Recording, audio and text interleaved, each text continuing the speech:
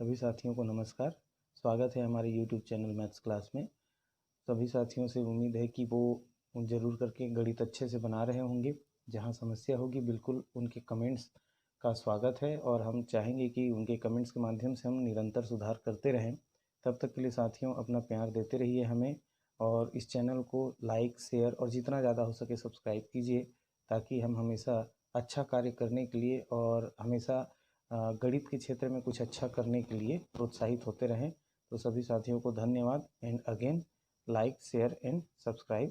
Thank you. ये आगे चलते हैं आज के गणित की ओर। इस गणित को भी आप साथियों से निवेदन है कि थोड़ा अच्छे से समझने का प्रयास कीजिए, और जहाँ भी लगे कि आपको एक सुझाव देना है तो बिल्कुल कमेंट कीजिएगा। आइए दोस्तों, तो चलते हैं आज की गणित की ओर। साथियों, आज हम कक्षा 10वीं के अध्याय 4 के प्रश्नावली 1 से 14वां प्रश्न हल करने वाले हैं। यह प्रश्न आपके पुस्तक में होगा। आप लोग भी अपना पुस्तक लेके साथ में रखिए।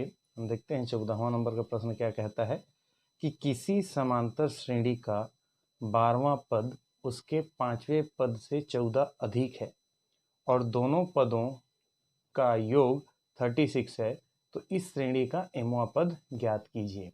तो साथियों, पहले के प्रश्न जो हमने हल किए हैं ये लगभग सिमिलर उनके जैसा ही है।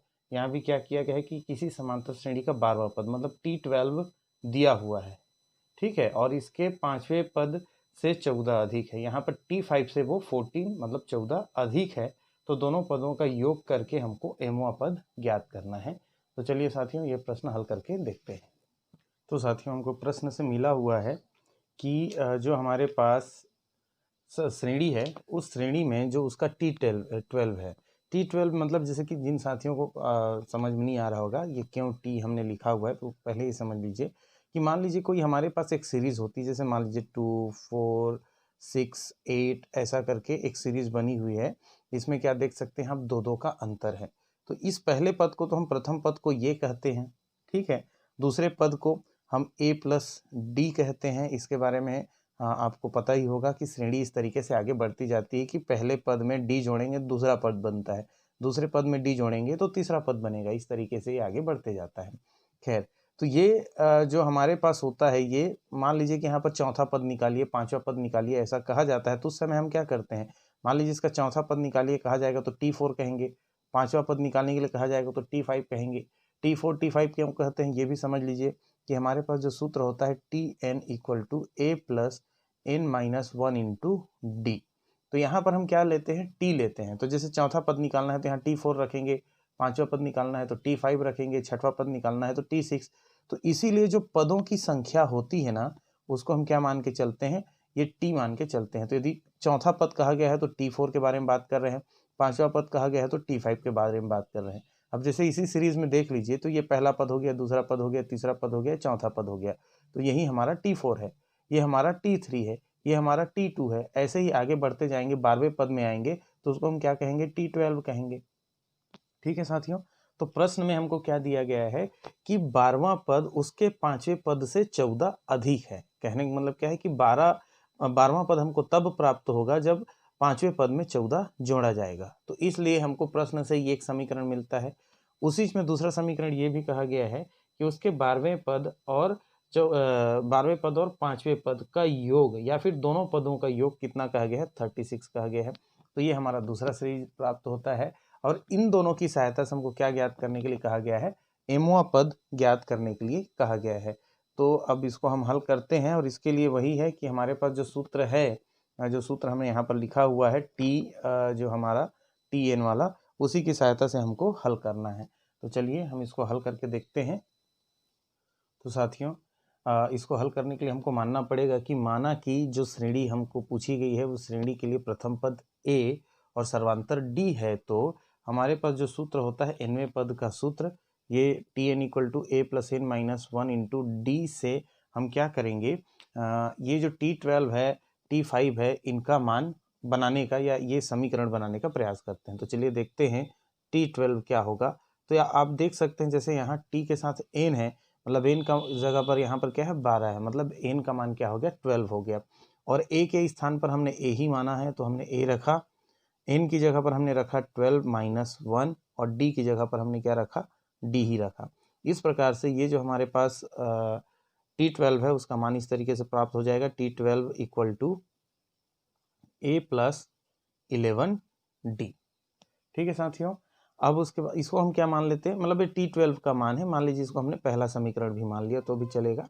अब उसके बाद समीकरण नहीं मानते हैं, T12 का मान ही हो गया, समीकरण ये वाला है। ठीक है, ये आपका पहला समीकरण हो गया, ये आपका दूसरा समीकरण हो गया, इनको आप बीच में लिख सकते हैं। इसी प्रकार चूंकि हमने T12 का मान निकाला है तो इसके बाद हमको किसका मान निकालना है, T5 का। इसी प्रकार T5 इक्वल टू क्या हो जाएगा, A plus 5 minus 1 into D होगा, और जिसको हम सॉल्व करेंगे तो T5 का वैल्यू हमको मिलेगा T5 equal to A plus 5 minus 1, मतलब यहाँ पर हो गया 4D। तो समीकरण 1 या फिर प्रश्न से प्राप्त है समीकरण, तो हम क्या लिखेंगे, प्रश्न से T12 equal to T5 plus 14 में मान रखने पर। ठीक है, इसमें हम मान रखेंगे तो क्या मिलेगा हमको, चलिए रखते हैं। T12 की जगह पर रखेंगे A प्लस 11D और T5 की जगह पर लिखेंगे A प्लस 4D प्लस 14। ठीक है साथियों, हमको A या D का मान निकालना है, तो ये जो संख्या है इसको छोड़कर बाकी को हम क्या करते हैं, पक्षांतर कर देते हैं। तो इधर पहले से A प्लस 11D था, ये इधर आ गया तो ये प्लस है, जो इधर आके क्या बन गया, माइनस। वैसे ये भी प्लस था, ये भी क्या बन जाएगा, माइनस 4D हो गया, और इधर क्या बच गया, केवल 14 बच गया। आप देख सकते हैं A प्लस है और ये वाला A माइनस है, तो ये दोनों कट जाएंगे। यहाँ पर 11D और माइनस 4D है, तो ये 11D प्लस में 4D माइनस में, तो वो क्या हो जाएगा, 11D से 4D घट जाएगा और यहाँ पर जाएगा 7D इक्वल टू 14। अब D का मान हमको निकालना है साथियों, तो पता है आपको D इक्वल टू 14/7, या फिर यहाँ D का वैल्यू क्या आ जाएगा, 2 आ जाएगा। ठीक है साथियों, अब इस D के मान को हम क्या करते हैं, D के मान को अब कहीं ना कहीं हमको रखना है। तो हमारे पास दो समीकरण है, एक तो ये हमने प्राप्त किया था T12 का मान, और एक T5 का मान। ठीक है, इन दोनों में हम रखेंगे तो T12 या T5 हमको मिल जाएगा, उसकी सहायता से हम हल करने का प्रयास करेंगे। तो चलिए देखते हैं इसको कहाँ पर। अच्छा, एक और चीज़ तो कंडीशन हमारे पास बच गया, D का मान हमने लिख लिया। हम एक काम करते हैं, इसके बजाय यहाँ पर रख देते हैं T12 प्लस T5 में। ठीक है, तथा हमने पहला कंडीशन हल कर लिया था इस वाले को, अब दूसरे वाले को लेते हैं। तथा T12 plus T5 equal to 36 में मान रखने पर। ठीक है, चलिए इसमें मान रखते हैं, क्या आता है रखने पर। यहाँ पर हम मान रखते हैं, T12 का मान क्या है साथियों, A प्लस 11D, और T5 का मान क्या है, A plus 4D equal to इधर क्या है 36। अब यहाँ पर क्या कर सकते हैं, A और A तो आपस में जुड़ जाएंगे, 2A प्लस 11D और 4D, देखिए दोनों प्लस है तो इसलिए जुड़ जाएंगे, और यहाँ हो जाएगा 15D इक्वल टू 36।